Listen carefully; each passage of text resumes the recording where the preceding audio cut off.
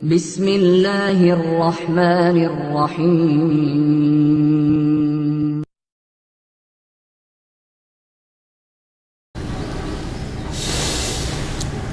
بسم اللہ الرحمن الرحیم وَيَصِحُّ الرُّجُوعُ فِي الْهِبَةِ بَعْدَ الْإِقْبَاضِ مَا لَمْ يَتَصَرَّفِ الْمَوْهُوبُ إِلَى آخِرِہ۔ بات ہماری چل رہی تھی ہبہ، کوئی شخص کسی کو کچھ دے بغیر اس سے کچھ لیے، اس کو ہبہ کہتے ہیں۔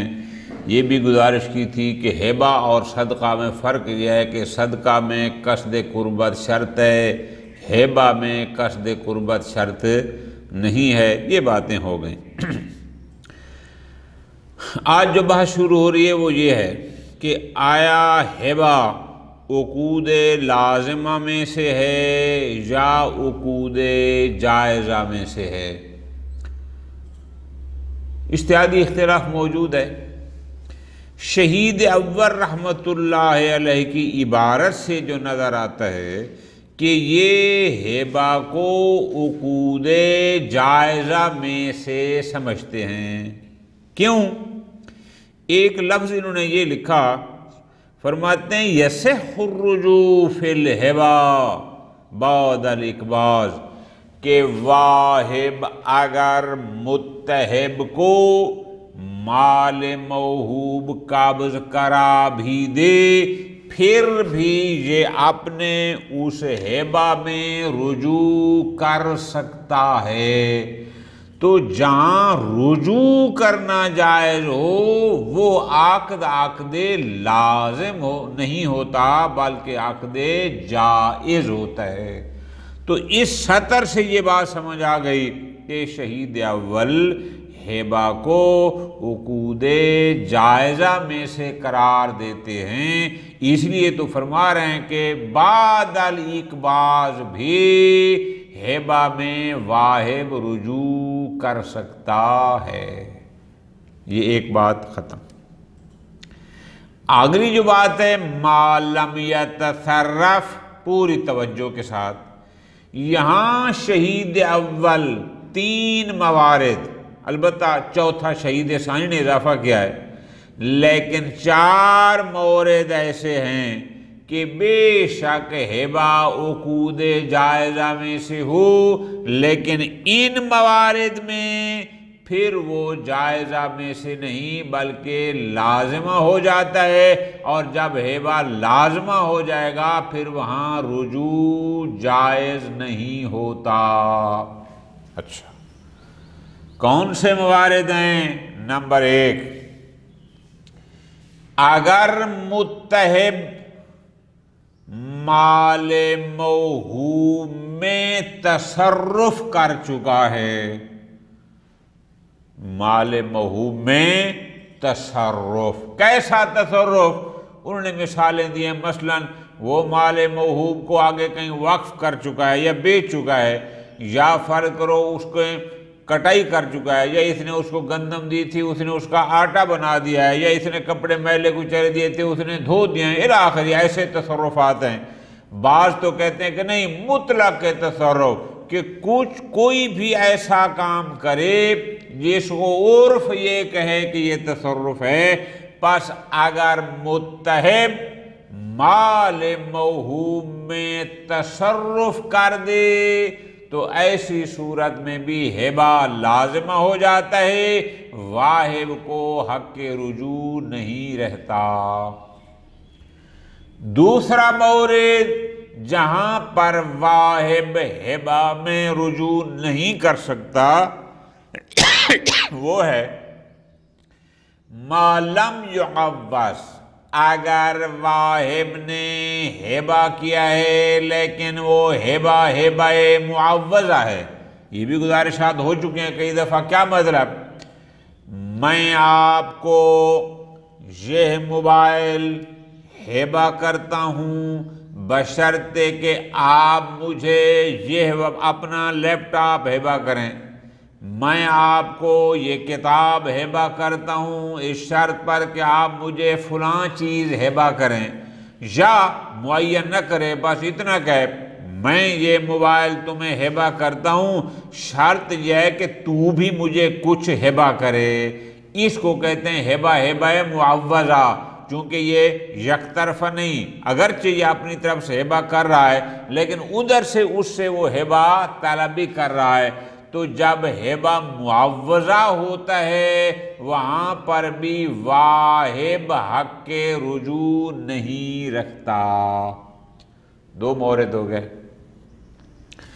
تیسرا مورد کہ جہاں واہب ہبہ میں رجوع نہیں کر سکتا، وہ مورد ہے جہاں واہب نے اپنے کسی ذی رحم کو، یعنی بیٹے نے باپ کو، باپ نے بیٹے کو، بھائی نے بھائی کو، بھائی نے بہن کو، بہن نے بھائی کو، یا اپنے کسی چچا ماموں کو، خالہ کو، پھوپھی کو، حتیٰ کہ شہید فرماتے ہیں اگر کسی ایسے کو ہبہ کیا ہے کہ جو اس کا کے لیے نامحرم ہے، اس سے نکاح ہو سکتا ہے، مثلا چچا کی بیٹی کو، خالہ کی بیٹی، ماموں کی بیٹی، یہ سارے رحم خونی رشتہ دار ہیں، جہاں واہب نے ہبہ کیا ہو اپنے کسی ایسے خونی رشتہ دار کو جن کو ہم ذو الرحم کہتے ہیں، وہاں پر بھی واہب اپنے ہبہ میں رجوع نہیں کر سکتا، وہاں بھی ہبہ لازمہ ہوتا ہے۔ ٹھیک ہو گیا جی، 3 مورد۔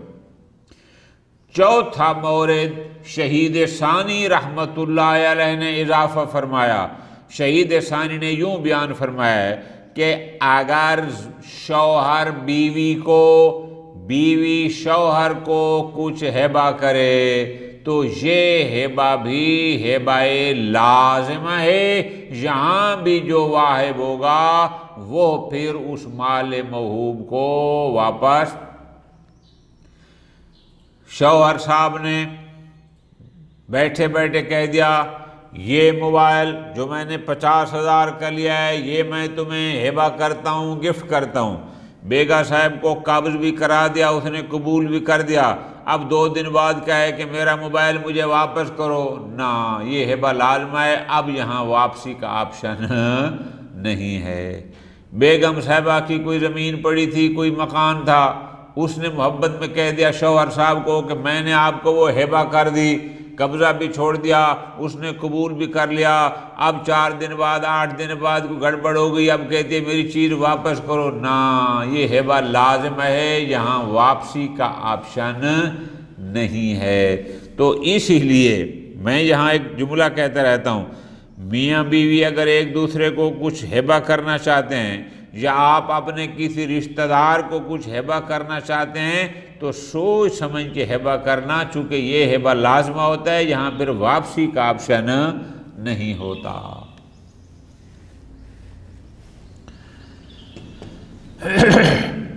یصح الرجوع فی الہبۃ بعد الاقباض، یعنی واہب جب متہب کو مال موہوب قابض کرا دیتا ہے، اقباض یعنی قابض کرانا، جب قابض کرا دیتا ہے تو بھی ہبہ میں رجوع صحیح ہے۔ میں نے گزارش کیا اس سطر سے آپ نے سمجھنا ہے کہ شہید اول کے نزدیک ہبہ عقود جائزہ میں سے ہے، لازمہ میں سے نہیں۔ کیوں؟ اگر جائزہ میں سے نہ ہوتا تو پھر یہ نہ کہتے کہ رجوع صحیح ہے۔ رجوع صحیح ہے کا مطلب ہے کہ یہ عقود جائزہ میں سے ہے۔ ٹھیک؟ اچھا، واہب قابض کرانے کے بعد بھی ہبہ میں رجوع کر سکتا ہے، رجوع صحیح ہے۔ ما لم یتصرف، توجہ کرنا کا اس کو مزے سے پڑھنا۔ اب وہ موارد کہ جن موارد میں واہب مال موہوب میں تصرف نہیں کر سکتا، رجوع نہیں کر سکتا، یعنی واہب جب ایک دفعہ ہبہ کر چکا ہے تو چند موارد ہیں، میں ترتیب سے بتاؤں گا۔ 3 موارد شہید اول نے لکھے، 14 شہید ثانی نے اضافہ کیا کہ ان موارد میں واہب کے لیے رجوع کا حق نہیں ہے۔ نمبر 1 پہلا مورد ما لم یتصرف الموہوب، اب عبارت کو ترجمہ کریں گے تو یوں کہیں گے واہب کا ہیبہ میں رجوع کرنا صحیح ہے جب تک موہوب نے اس مال موہوب میں تصرف نہ کیا ہو، یہ لفظی ترجمہ ہو گیا، لیکن آپ مرادی ترجمہ یہ کہیں گے لیکن یہ ہے کہ اگر متحب نے تصرف نہ کیا ہو، کیا موہوب متحب کا مال موہوب میں یا موہوب کا اس میں تصرف کرنا، یہ سبب بن جائے گا کہ اب واہب کے لیے حق کی رجوع نہیں ہے۔ کیسا تصرف، متحب کیسا تصرف کرے یا موہوب؟ فرماتے ہیں وہ یہ ہے متصرفاً مترفاً للعین، کہ متحب نے ایسا تصرف کیا کہ جس سے عین ہی تلف ہو گئی، کیا اس نے اس کو کوئی کھانے کی چیز ہبہ کی اور اس نے وہ چیز کھا لیا ہے، اب جب شے کا وجود ہی نہیں ہے، اس کو کہتے ہیں تصرف متلف عین، کہ عین ہی باقی نہیں رہی، ٹھیک؟ ایسا تصرف ہو، او ناقلا للملک، یا متحب نے اس مال موہوب میں ایسا تصرف کیا ہو کہ وہ ناقل ملک ہو، کیا مثلا اس نے اس کو جو چیز ہبہ کی تھی اس نے آگے بیچ دی ہے، یعنی اس نے اس مال موہوب کو اپنی ملکیت سے ہی نکال دیا ہے، اچھا ایسا تصرف ہو۔ او مانعا من الرد، یا متحب نے ایسا تصرف کیا ہے کہ وہ شے ہے تو اس کی ملکیت میں لیکن اب شرعاً اس میں مانع آ گیا ہے، اب وہ شرعاً واپس واہب کو رد کر نہیں سکتا۔ اس کی کیا مثال؟ بڑی مشہور مثال خود شہید نے دی ہے، کل استیلات، اس نے اپنی ایک لونڈی اپنے کسی دوست کو کسی کو ہبہ کی تھی، جب اس کے پاس گئی اس نے اس کو حملہ کر دیا، وہ ہو گئی ام ولد، جب وہ ام ولد ہو گئی اب واہب صاحب اس ام ولد میں رجوع نہیں کر سکتا، اس قسم کا ہو۔ یہ تو ہو گیا، یہ اب توجہ کرنی ہے کہ یعنی کیسا تصرف ہے، کیسا تصرف ہے کہ یصح الرجوع فی الہبہ بعد الاقباض ما لم یتصرف الموہوب، ٹھیک ہو گیا جی۔ پہلا یا تصرف متلف عین ہو، یا تصرف ناقل ملک ہو، یا تصرف مانع من الرد ہو۔ اب آگے فرماتے ہیں او مغیرا للعین، یا اس میں جو تصرف کیا ہے متحب نے مال موہوب میں جو تصرف کیا ہے وہ تصرف ایسا ہے کہ مغیر للعین، کہ جو مال دیا گیا تھا جیسا تھا اب ویسا نہیں رہا، کقصارت الثوب، مثلا اس نے جو کپڑے دیے تھے وہ میلے کچلے تھے، اب اس نے ان کو دھو کے بالکل چمکا کے فٹ کر دیا ہے۔ وَنَجَارَتِ الْخَشَبِ، اس نے اس کو لکڑی دی تھی، اب اس نے لکڑی سے دروازے بنا دیے، ونڈو بنا دی۔ وَتَحْنِ الْحِنْتَ، یا اس نے اس کو گندم دی تھی، تاہن اس نے اس کو آٹا بنا دیا۔ علی الاقوی فی الاخیر، اقوی یہ ہے کہ اگر گندم کو آٹا بنا دیا جائے تو یہ بھی مغیر ہے۔ علی الاقوی فی الاخیر کیوں کہا ہے؟ کیونکہ بعض لوگ کہتے ہیں اگر گندم کو آٹا بنا دیا جائے تو اس کو تغیر نہیں کہتے، یہ فقط نام کا فرق ہے، لیکن شہید ثانی فرماتے ہیں میرے نزدیک اقوی یہ ہے کہ نہیں یہ بھی تغیر ہے۔ اب ذرا توجہ کرنی ہے، کون سی؟ کہ ایسا تصرف جو ناقل ملک ہو، جو مغیر عین ہو یا جو متلف عین ہو، یہ والا تصرف اگر ہوگا تو واہب رجوع نہیں کر سکتا۔ وقیل مطلق التصرف، بعض کہتے ہیں کہ نہیں ضروری نہیں کہ وہ تصرف متلف عین ہو، ضروری نہیں کہ وہ ناقل ملک ہو یا مانع من الرد ہو یا مغیر عین ہو، مطلق تصرف یعنی متحب نے مال موہوب میں جس قسم کا بھی تصرف کیا ہو، اگر اس کو تصرف کہا جاتا ہے تو بس وہ تصرف کیا ہو جائے گا؟ سبب بن جائے گا کہ وہ ہبہ لازمہ ہو جائے اور واہب کو حق کی رجوع نہ رہے۔ وَهُوَ ظَاهِرُ الْعِبَارَةِ، شہید اول رحمت اللہ علیہ کی عبارت بھی یہی بتاتی ہے۔ شہید اول نے کیا فرمایا ہے؟ توجہ کرنا میری جان، شہید نے فرمایا ہے یصح الرجوع فی الہبۃ بعد الاقبال ما لم یتصرف الموہوبہ، جب تک کہ موہوب میں تصرف نہ کرے۔ ٹھیک ہے جی، اب تصرف کی وضاحت انہوں نے کوئی نہیں کی شہید اول نے کہ کس قسم کا تصرف ہو، لہذا اس سے لگتا ہے کہ مطلق کے تصرف سے وہ ہبہ لازمہ ہو جائے گا۔ ختم۔ اب ایک اور مسئلہ اس سے مربوط بڑا مشہور، وہ یہ ہے وَفِي تَنزِيلِ مَوْتِ الْمُتَّهِبِ مَنْزِلَةَ التَّصَرُّفِ، پوری توجہ، واہب نے ایک چیز ایک شخص کو ہبہ کی، جب اس نے اس کو ہبہ کر دی تو وہ متحب صاحب فوت ہو جاتا ہے، تو آیا متحب کا فوت ہو جانا یہ تصرف کہلائے گا تاکہ ہم کہیں کہ اب واہب کو حق رجوع نہیں ہے، یا متحب کا فوت ہو جانا تصرف نہیں کہلاتا، لہذا واہب کے پاس اپنے اس کیے ہوئے ہبہ میں حق رجوع موجود ہے۔ یہ عبارت ہے، ذرا توجہ کرنا۔ وَفِي تَنزِيلِ مَوْتِ الْمُتَّهِبِ مَنْزِلَةَ التَّصَرُّفِ، متحب کی موت کو بمنزل تصرف کے فرض کرنا، قولان، اس میں دو قول ہیں۔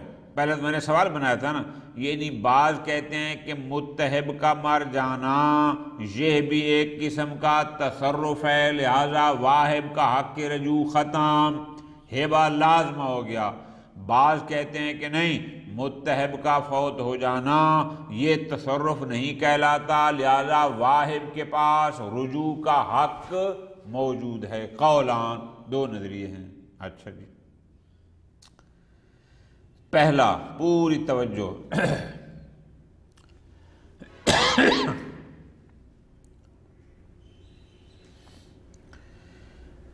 من عدم وقوعہ منہ، من یعنی یہ دلیل ہے کہ نہیں متحب کا مر جانا تصرف نہیں کہلاتا، لہذا واہب کا حق رجوع موجود ہے۔ اچھا، کیوں؟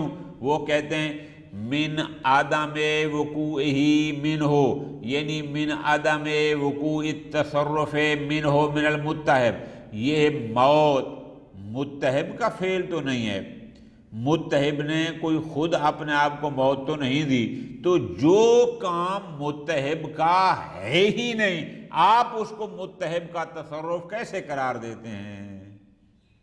یعنی موت یہ فعل متحب تو نہیں ہے تاکہ ہم کہیں کہ متحب نے یہ کام کیا لہذا یہ تصرف ہے، پس چونکہ وہ تصرف متحب کی طرف سے نہیں ہے فَتَتَنَاوَلُهُ الْعَدِلَّةُ الْمُجَوِّزَةُ لِلرُّجُوعِ، لہذا وہ عدلہ جو واقف، جو واہب کو قبل از تصرف جواز کا حق دیتی تھی، جواز رجوع کا حق دیتی تھی، وہ عدلہ اس کو شامل ہے، لہذا اگر متحب فوت ہو جائے تو بھی واہب کو اس اپنے ہبہ میں حق رجوع حاصل ہے۔ ٹھیک ہو گیا جی، یہ ہوگی ان کی دلیل۔ وَمِن، جو دوسرا قول ہے جو کہتے ہیں کہ نہیں، وہ ان کی دلیل یہ ہے کہ من انتقال الملک عنہ بالموت بفعلہ تعالی، کہ جوں ہی متحب صاحب مرا تو اس کی ملکیت اس موت کی وجہ سے ناقل ہو گئی اس کے ورثاء کی طرف، اور وہ انتقال ملکیت اس کے مال کا ورثاء میں ناقل ہونا بفعلہ تعالی، یہ ہے اللہ کے فعل سے، یعنی اللہ تبارک و تعالی نے اس متحب کو موت دی اور موت کے نتیجے میں اس کا سارا مال اس کے ورثاء کی طرف منتقل ہو گیا۔ فرماتے ہیں وَهُوَ أَقْوَى مِن نَقْلِهِ بِفِعْلِهِ، ایک دفعہ متحب صاحب خود وہ مال اگر کسی کو دے دیتے تو آپ کہتے ہیں وہ نقل ملک ہے، لہذا واہب کو حق رجوع نہیں ہے۔ یہاں اللہ نے ایک فعل انجام دیا اور اس کے ذریعے نقل ملکیت ہو رہی ہے، تو جو اللہ کے ذریعے انتقال ملکیت ہے وہ متحب کے اپنے انتقال ملکیت کی نسبت کہیں اقوی ہے، لہذا یہ تصرف ہے، حق رجوع نہیں ہے۔ شہید ثانی کہتے ہیں ہوا اقوی، میرے نزدیک بھی اقوی یہی دوسرا قول ہے، کیا کہ اگر متحب فوت ہو جائے تو یہ تصرف کہلائے گا، اگر تصرف کہلائے گا تو واہب کو حق کی رجوع نہیں ہے، یہی اقوی ہے۔ وخیرۃ المصنف الدروس والشرح، شہید اول کا اپنا نظریہ بھی دروس میں اور شرح ارشاد میں یہی ہے کہ موت متحب کے بعد واہب کا حق رجوع ہبہ میں نہیں رہتا۔ ٹھیک ہو گیا جی۔ پس یہ آ گیا پہلا مورد کہ جب متحب مال موہوب میں تصرف کر دے نتیجہ یہ ہوگا کہ وہ کیا ہوگا، ہبہ لازمہ ہو جائے گا اور واہب کا حق رجوع ختم۔ او یعوض عنہا، اب ذرا غور کرنا ہے، او اوپر تھا نا ما لم یتصرف، اسی ما لم یتصرف، لم یتصرف پر عطف ہے اس کا، یعنی ما لم یعوض عنہا بما یتفقان علیہ۔ دوسرا مورد کہ واہب کو اپنے ہبہ میں بعد الاقبال رجوع کا حق ہے، واہب کا رجوع صحیح ہے۔ دوسرا مورد ما لم یعوض، بشرط کہ اپنے ہبہ کا عوض اس نے متحب سے نہ لیا ہو، اور جس کو ہم ہبہ معوضہ کہتے ہیں۔ خوب، عوض کیسا؟ بما یتفقان علیہ، کہ جس پر وہ دونوں متفق ہوئے تھے۔ واہب نے کہا کہ میں تمہیں یہ موبائل ہبہ کرتا ہوں اس شرط پر کہ تو مجھے لیپ ٹاپ ہبہ کر، اور اسی طرح یہ ہو گیا کہ دونوں پارٹیاں جس پر متفق ہیں۔ او بمثلہا، او قیمتہا مع الاطلاق، لیکن اگر اس نے یہ کہا کہ میں آپ کو یہ موبائل گفٹ کرتا ہوں، ہبہ کرتا ہوں اس شرط پر کہ تو بھی مجھے ہبہ کرے گا، اب یہ نہیں کہا کہ کیا ہبہ کرے گا، اطلاق ہے اس نے کیا ہبہ کرنا ہے۔ جب اطلاق ہے نتیجہ یہ ہے کہ وہ بھی اس کے ہبہ کا مثل، اگر وہ مثلی تھا یا اگر وہ قیمی تھا تو اس کی قیمت وہ متحب اب اس کو ہبہ کرے گا، اس کہتے ہیں ہبہ معوضہ۔ تو دوسرا مورد یہ ہے کہ اگر ہبہ میں عوض آ گیا تو بھی وہاں واہب کا رجوع صحیح نہیں۔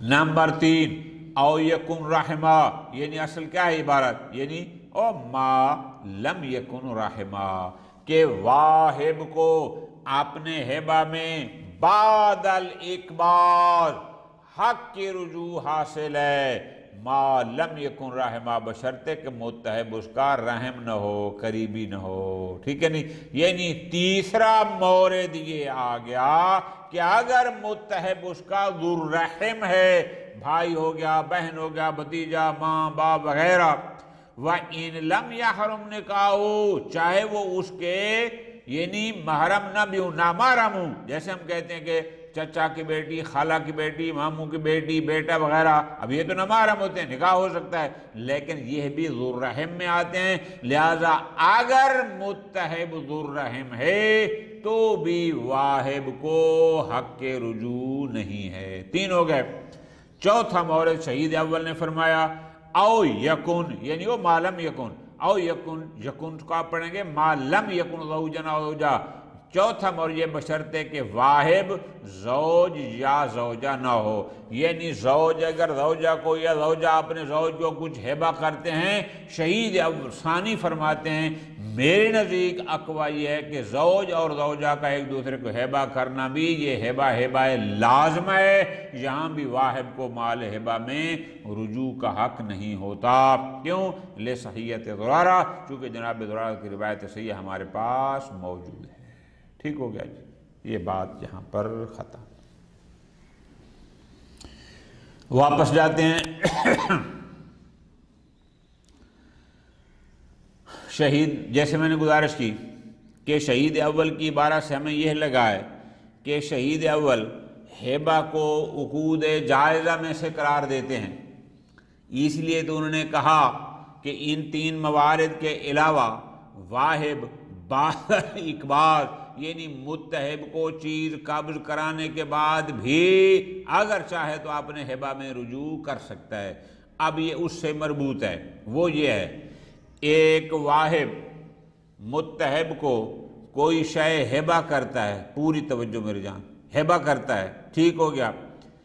اب جب ہبہ ہو گیا، فرض کرتے اس نے متحب نے اس میں کوئی تصرف بھی نہیں کیا، یا وہ ہبہ معاوضہ بھی نہ تھا، ہبہ الی ذی الرحم بھی نہیں تھا، واہب زوجہ بھی نہیں تھا، تو اب فرماتے ہیں یہاں پر اگر یہ کرتا ہے رجوع، اور جو ہبہ اس نے کیا تھا جب رجوع کرتا ہے تو اس میں کوئی عیب ہو جاتا ہے، یعنی جیسے اس نے دیا تھا اس وقت وہ شاید 100% صحیح تھی، اب اس میں کوئی عیب آ گیا، عیب کی وجہ سے شے کی وہ قیمت نہ رہی، تو آیا واہب متحب پر اس عیب کا عرش طلب کر سکتا ہے؟ اب اس کو کہہ سکتا ہے کہ میں نے تو جب چیز تمہیں دی تھی وہ اتنے کی تھی، اب یہ عیب ہو گیا، اب اس کی قیمت جو ہے وہ کم ہو گئی، لہذا اتنے % آپ مجھے اس کا عرش دیں، اس کا بدلہ دیں۔ عرش کی پوری بات انشاءاللہ ہم پڑھیں گے کتاب المتاجر میں،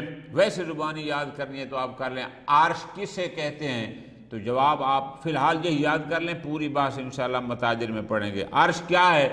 عرش کا مطلب ہے صحیح اور معیب کے درمیان تفاوت کی نسبت کو عرش کہتے ہیں۔ صحیح اور معیب کے درمیان تفاوت کی نسبت کو عرش کہتے ہیں۔ اب یہاں ایک بڑی غلطی یہ ہو جاتی ہے طلبہ سے کہ وہ کہتے ہیں صحیح اور معیب کے درمیان تفاوت کو عرش کہتے ہیں۔ نہ، تفاوت کو عرش نہیں کہتے، تفاوت کی نسبت کو عرش کہتے ہیں۔ یہ انشاءاللہ کتاب المتاجر کی لمبی بات ہے، اس میں یہ بار بار اس کا ذکر بھی آئے گا، اور انشاءاللہ بار بار ہم گزارش بھی کریں گے۔ فرماتے ہیں وَلَوْ آبت، اگر ہبہ میں کوئی عیب آ گیا، لم یرجع بالعرش علی الموہوب، واہب صاحب اس عیب کے عرش کا موہوب پر رجوع نہیں کر سکتے، یعنی جس کو ہبہ کیا تھا اس کو یہ نہیں کہہ سکتے کہ میں نے جب ہبہ کیا تھا یہ چیز ٹھیک تھی، اب اس میں عیب ہے لہذا تو مجھے اس کا عرش دے۔ فرماتے ہیں نہ، یہ اس کو حق نہیں ہے۔ وَإِنْ كَانُوا بِفِعْلِهِ، چاہے اسی موہوب کے اپنے کسی فعل کی وجہ سے بھی اس میں عیب پیدا کیوں نہ ہوا ہو تو بھی یہ حق رجوع نہیں رکھتا۔ وجہ لِأَنَّهَا غَيْرُ مَضْمُونَةٍ عَلَيْهِ، اس لیے کہ جب اس نے اس کو ہبہ کیا تھا تو موہوب پر اس ہبہ کی کوئی ضمان نہیں تھی، یعنی وہ اس مال موہوب کا ضامن نہیں تھا۔ وَقَدْ سَلَّتَهُ عَلَىٰ إِطْلَافِهَا، اس نے خود اس کو گفٹ کیا تھا، تو اس واہب نے خود متحب کو مسلط کیا تھا عَلَىٰ إِطْلَافِهَا کہ میں تمہیں یہ ہبہ کر رہا ہوں، لہذا اگر تو چاہے تو اس ہبہ کو سارے کو تلف کر یا کچھ کو، یعنی جو بھی کر اس نے خود کیا تھا، تو جب سارا اگر تلف ہو جاتا تو وہ ضامن نہیں تھا۔ فَأَبْعَادُهَا أَوْلَىٰ، اب اگر سارا تلف نہیں ہوا، فقط اس میں کچھ عیب ہوا ہے، کچھ ایک دو صفت اس میں خراب ہو گئی ہے، تو اس کا بہترین اولا وہ ضامن نہیں ہے۔ پوری توجہ، یعنی میں اگر کسی کو موبائل گفٹ کرتا ہوں، کر دیا ہدیہ، ہبہ کر دیا، اگر اس سے وہ موبائل گم ہو گیا یا کسی نے اس سے چھین لیا تو وہ بندہ ضامن نہیں ہے کہ موبائل مجھے دے۔ جب سارا تلف ہو جائے تو وہ ضامن نہیں ہے، لیکن اگر موبائل اس کے پاس ہے لیکن اس میں کوئی عیب پیدا ہو گیا ہے تو آپ فرماتے ہیں اس کا بہترین اولا وہ ضامن نہیں۔ ٹھیک ہو گیا؟ یہ تو بات ہو گئی پوری توجہ کہ اس نے ایک شخص کو ہبہ کیا اور اس مال موہوب میں کوئی عیب پیدا ہو گیا، تو اب وہ متہب، وہ موہوب شخص اس عیب کا ضامن نہیں ہے، یہ اس سے عرش کا مطالبہ نہیں کر سکتا۔ یہ تو ہو گیا ادھر۔ اب آ گیا دوسرا جس کو کہتے ہیں دوسری جانب، کہ اس نے اس کو جو ہبہ کیا تھا اس میں عیب پیدا نہیں ہوا بلکہ اس میں کوئی اضافہ ہو گیا ہے۔ کیسے؟ اس نے جو چیز دی تھی وہ فرض کرو اس نے اس کو ایک بکری گفٹ کی تھی، وہ بکری اب ماشاءاللہ موٹی ہو گئی ہے، یا اس نے اس کو کسی کو ایک بکری دی تھی اس نے آگے بچہ دے دیا ہے۔ ٹھیک ہو گیا جی؟ تو اب ان کا حکم کیا ہوگا؟ یہ جو زیادتی ہو گئی، یعنی جو چیز اس نے کسی کو ہبہ کی اور اس مال موہوب میں ہو جائے زیادتی، وہ زیادتی کس کے حصے میں آئے گی؟ شہید فرماتے ہیں زیادتی ہوتی ہے دو قسم کی، یا وہ اضافہ ہوگا متصلہ یا ہوگا منفصلہ۔ متصلہ کا مطلب ہے جیسے ایک جانور ہے موٹا ہو جائے، ہے تو وہی موٹا ہو جائے۔ اس نے جس دن موبائل ہبہ کیا اس دن اس کی بازار میں قیمت تھی 10,000، آج اس کی قیمت ہو گئی ہے 12,000، ہے تو وہی کا بھائی۔ ایک ہوتا ہے زیادتی یا اضافہ منفاصلہ۔ منفاصلہ یہ ہے کہ اس نے ایک بکری دی تھی، اب اس نے آگے بچہ دے دیا، اس نے دودھ دینا شروع کر دیا۔ اب اس قسم کے احکام ان کا حکم کیا ہوگا؟ شہید جواب میں فرماتے ہیں وَلَوْ زَادَتْ زِيَادَةً مُتَّصِلَةً، اگر ہبہ میں ہو جائے یعنی مال موہوب میں ہو جائے زیادتی، اس میں کوئی اضافہ ہو گیا، لیکن وہ اضافہ کیسا ہے؟ زیادتی ہے متصلہ ہے، کالسمن بکسر سین و فتح النون، کالسمن یعنی موٹاپا آ جائے۔ وہ اس نے ہبہ کیا تھا مثلا ایک جانور ہو گیا موٹا، وَإِنْ كَانَ بِعَلَفِ الْمُتَّهِبِ، چاہے وہ متحب کے گھاس شاس کھانے کی وجہ سے بھی موٹا کیوں نہ ہوا ہو۔ اب اگر واہب اپنے ہبہ میں رجوع کرتا ہے تو وہ جو زیادتی متصلہ ہے فَلِلْوَاهِبِ، تو وہ واہب کی ہوگی۔ یعنی متحب یہ نہیں کہہ سکتا کہ جناب میں نے اس کو گھاس کھلایا اس کی وجہ سے یہ موٹا ہوا لہذا تو مجھے اس کا خرچہ واپس کر۔ فرماتے ہیں نا، زیادتی متصلہ اسی واہب کی ہوگی۔ ان جوزنا الرجوع حینئذ، اگر ہم اس میں یعنی زیادتی متصلہ کی صورت میں واہب کے لیے رجوع کے جواز کے قائل ہو جائیں تو ٹھیک ہو گیا۔ والمنفاصلہ، لیکن اگر زیادتی منفاصلہ ہو، کیسے؟ کالول، وہ جانور تھا اس نے بچہ دے دیا، ولبن، یا اس نے دودھ دینا شروع کر دیا، تو زیادتی منفاصلہ للموہوب لہ، وہ موہوب لہ کی ہوگی، یعنی وہ متحب کی ہوگی۔ وہ اپنی جو جانور اس نے دیا تھا وہ اس میں رجوع کر سکتا ہے، لیکن اس کا بچہ یا بعد میں جو دودھ وہ دیتی رہی اس میں وہ رجوع نہیں کر سکتا، وہ موہوب لہ کی ہو۔ کیوں؟ موہوب لہ متحب یعنی ایک ہی شخص ہے۔ اب یہ فرق کرنا، پیچھے بات متحب کی ہو رہی تھی، موہوب لہ کہاں سے آ گیا؟ وہ اسی کی بات ہو رہی ہے۔ کیوں؟ لِأَنَّهُ نَمَاءٌ، چونکہ یہ جو دودھ دیتی رہی ہفتہ 10 دن مہینہ یا اس نے وہاں بچہ دیا تو یہ ایسا اضافہ ہے، ایسی نمو ہے، حدث فی ملک ہی، جو موہوب لہ یعنی متحب کی ملکیت میں پیدا ہوا۔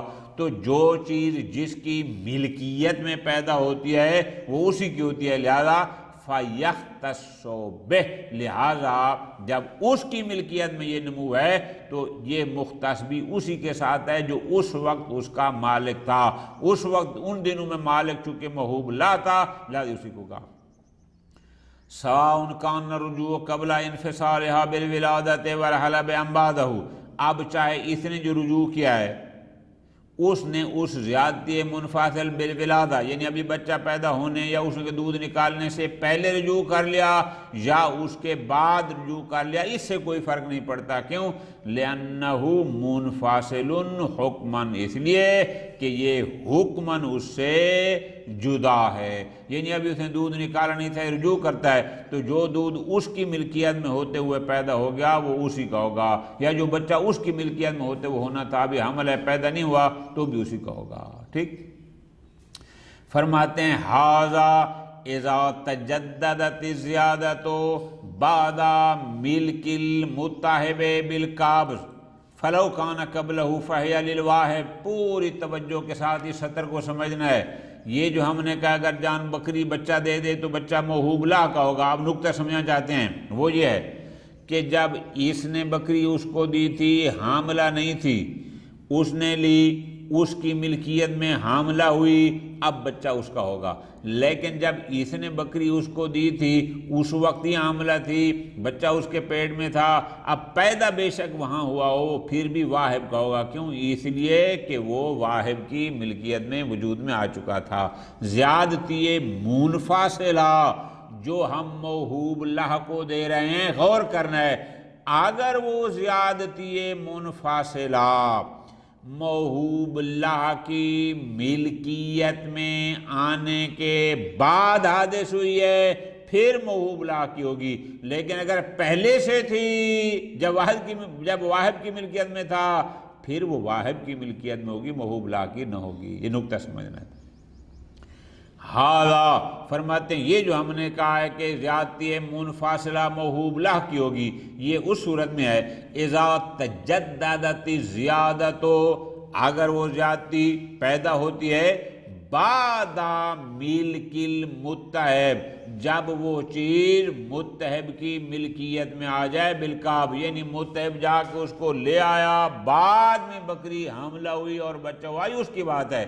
لیکن لو کان قبلہ، لیکن اگر متہب کے قابض کرنے سے پہلے ہی وہ زیادتی موجود تھی، یعنی وہ بکری پہلے سے حاملہ تھی جب اس نے دی ہے، اب ایک دن دی ہے 2 دن بعد لینے آ جاتا ہے تو فاہیا للہا واہب، اب بے شک منفصلہ ہے لیکن ہے واہب کی ملکیت میں، چونکہ اس کے متہب کے قابض کے ذریعے مالک بننے سے پہلے ہی وہ چیز موجود تھی۔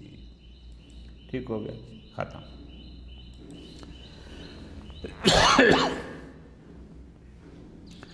اب ایک اور مسئلہ بڑا مشہور مسئلہ ہے، وہ یہ ہے کہ ایک شخص بیمار ہے اور اسی بیماری میں فوت ہو جاتا ہے تو اس بیماری کو کہا جاتا ہے مرض الموت، یعنی وہ بیماری جو بیماری اس کی موت کا سبب بنے، اس کو کہا جاتا ہے مرض الموت۔ ذرا توجہ کرنا، کیوں؟ آپ کو پتہ ہے بہت سارے لوگ ہوتے ہیں جو بیچارے بیمار ہوتے ہیں لیکن آخر میں ان کی موت کا سبب وہ بیماری نہیں بنتی، کوئی اور چیز بن جاتی ہے۔ یہاں مراد وہ بیماری ہے کہ جو بیماری اس کو تھی وہی بیماری ان کی ظاہری طور پر موت کا سبب بنی، اس کو کہا جاتا ہے مرض الموت۔ توجہ ہو گئی؟ اب مسئلہ یہ ہے، سوال بنا لیں گے، جواب آپ کے آسان ہوگا، کیا کہ اگر کوئی شخص مرض الموت میں، ایک شخص کو کینسر ہے، بستر پر پڑا ہے، اسی کینسر کی وجہ سے وہ مر جاتا ہے، لیکن جب کینسر تھا اس وقت وہ کوئی زمین وقف کر دیتا ہے مسجد یا امام بارگاہ یا ہاسپٹل یا سکول کے لیے، یا وہ مرض الموت میں کوئی صدقہ کر دیتا ہے، کوئی مال صدقہ کرتا ہے، یا وہ شخص مرض الموت میں کوئی شے کسی کو ہیبہ کر دیتا ہے، تو یہ مشہور مسئلہ ہے کہ مرض الموت میں اس مریض کے کیے گئے تصرفات، اگر وہ بعد میں مر جاتا ہے تو وہ اس کے کل مال میں نافذ نہیں ہوں گے بلکہ اس کے ثلث میں سے دیے جائیں گے۔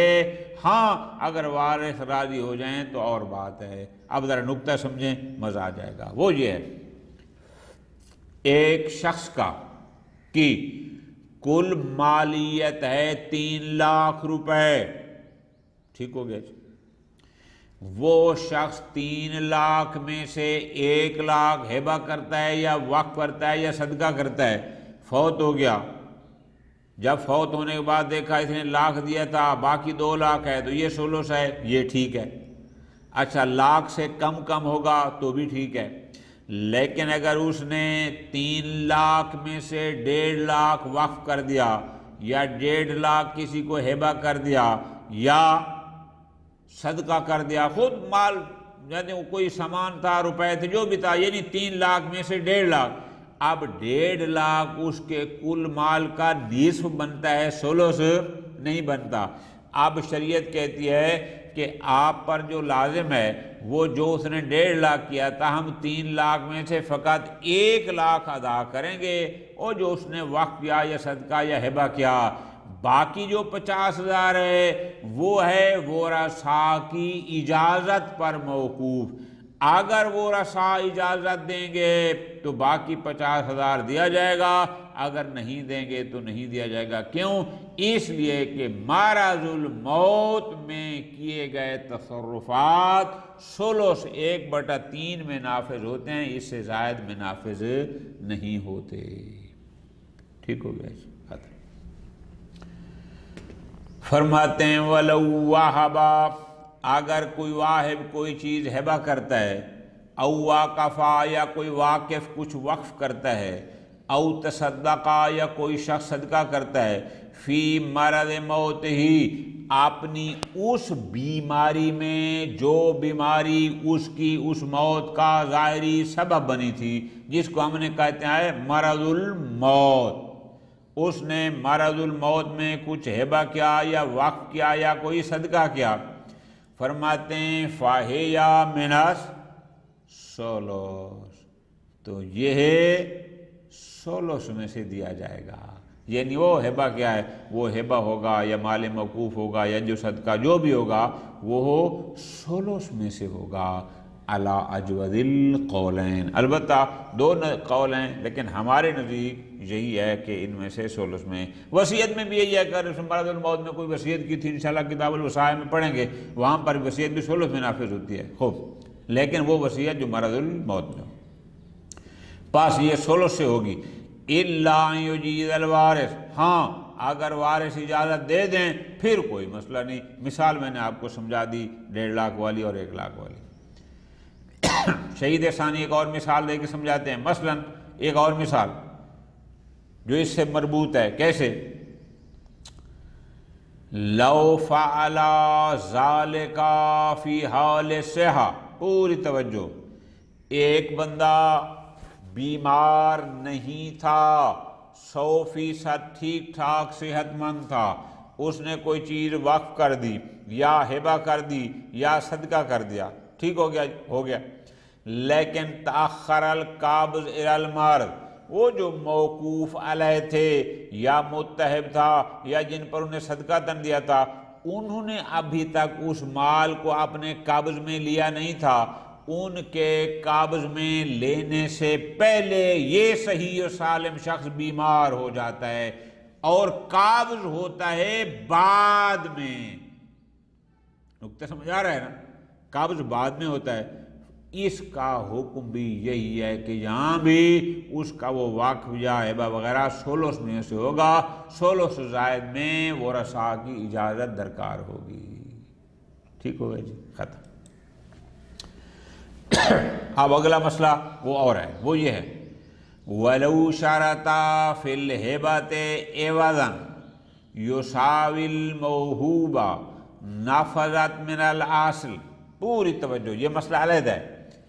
ایک شخص بے شک مرض الموت میں ہے، لیکن ایک چیز ہبہ کرتا ہے، لیکن وہ ہبہ معوضہ، کہ میں تمہیں یہ موبائل ہبہ کرتا ہوں، اس شرط پر کہ تو بھی مجھے فلاں چیز ہبہ کرے گا، جو اس نے مال اس کو ہبہ کیا ہے اور جو اس نے عوض قرار دیا ہے وہ عوض اس کے مال موہوب کے برابر تھا، نافذت من الاصل، اب یہ ہبہ اصل میں سے نافذ ہوگا، اب یہاں ثلث والی بات نہیں ہوگی۔ کیوں؟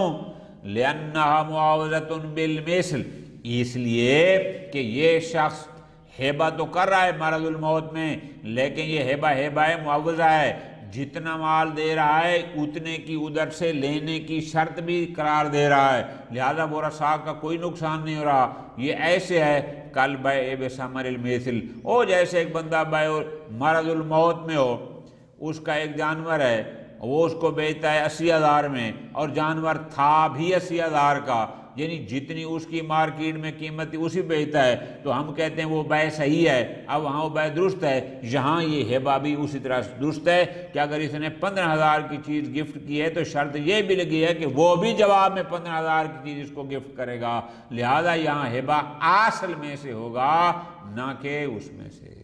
ٹھیک ہے جی، وصلی اللہ علی محمد وآل محمد۔